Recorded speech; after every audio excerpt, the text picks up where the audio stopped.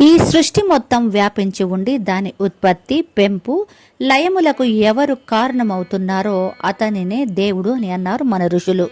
మరి ఆ దేవుడు మన కళ్లకు ఎందుకు కనబడడు అనే సందేహం మనలో చాలా మందికి కలగవచ్చు. నిజాన్ని పరిశీలిస్తే పాంచభౌతికమైన మన శరీర అవయవాలకు ఉన్న శక్తి చాలా పరిమితం.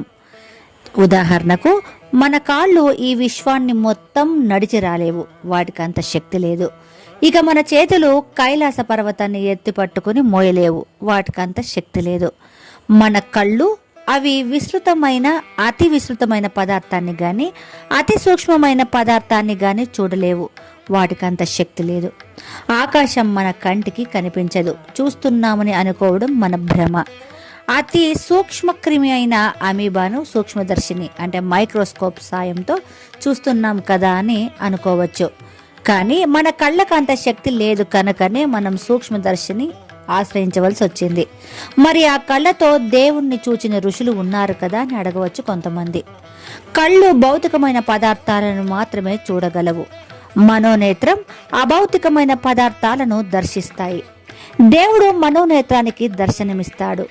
తను సంకల్పించినప్పుడు మాత్రం మన భౌతిక నేత్రాల ముందు ప్రత్యక్షమవుతాడు. చూడటానికి, దర్శించటానికి ఉన్న తేడా అది. మరి మనోనేత్రంతో దేవుణ్ణి దర్శించడం ఎలా అన్నదే ఈనాటి మన ప్రశ్న. పంచభూతాల శక్తుల సమ్మిళితమే భూలోక జీవుల శరీర నిర్మాణం. అందుకే ఈ లోకంలోని జీవులన్నీ భూమిని ఆశ్రయించి జీవిస్తుంటాయి. పంచభూతాల తత్వాలు మన శరీరాన్ని ఆవహించి ఉన్నంత వరకు వాటికి అతీతంగా ఉండే పరమాత్మ మన కళ్లకు దర్శనమివ్వడు. ఆ దేవదేవుణ్ణి దర్శించాలంటే పంచభూత తత్వాలను, వాటి గుణాలను త్యజించాలి.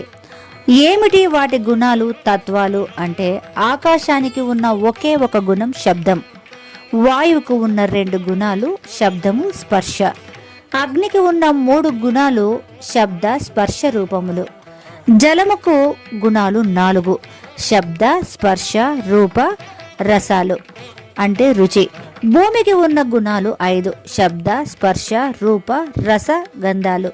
ఈ 5 గుణాలు పాంచభౌతిక తత్వాలు గల మన శరీరానికి ఉన్నాయి కనుకనే మనం భూమిని ఆశ్రయించి జీవిస్తున్నాం.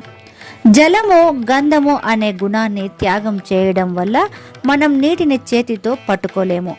నీటికి మన చేతిని ఆధారంగా మాత్రమే ఉంచగలం.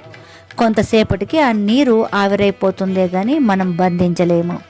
అగ్ని, రసగంధములనే గుణాలను త్యాగం చేయడం వల్ల అగ్నిని కళ్ళతో చూడగలమే కానీ కనీసం తాకనైనా తాకలేం, తాకితే శిక్షిస్తుంది.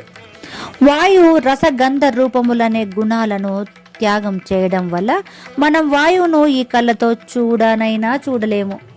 వాయువే తనంతట తాను మనలను స్పృశించి తన ఉనికిని మనకు తెలియజేస్తుంది.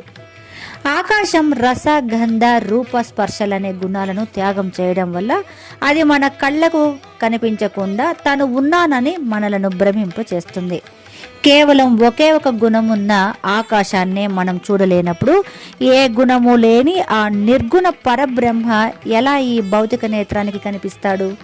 అలా చూడాలంటే మన మనోనేత్రాన్ని తెరవాలి. దాన్ని తెరవాలంటే పాంచభౌతిక తత్వాలైన గుణాలను అనగా ప్రాపంచిక విషయ వాసనలను త్యజించాలి. అప్పుడు నీవు నిర్గుణవు అవుతావు. అప్పుడు నీవే పరమాత్మవు అవుతావు. నిన్ను నీలోనే దర్శించుకుంటావు. అదే అహం బ్రహ్మస్మి అంటే. నిన్ను నీవు తెలుసుకోవడమే దైవాన్ని దర్శించడం అంటే. అదే దైవ సాక్షాత్కారం అంటే.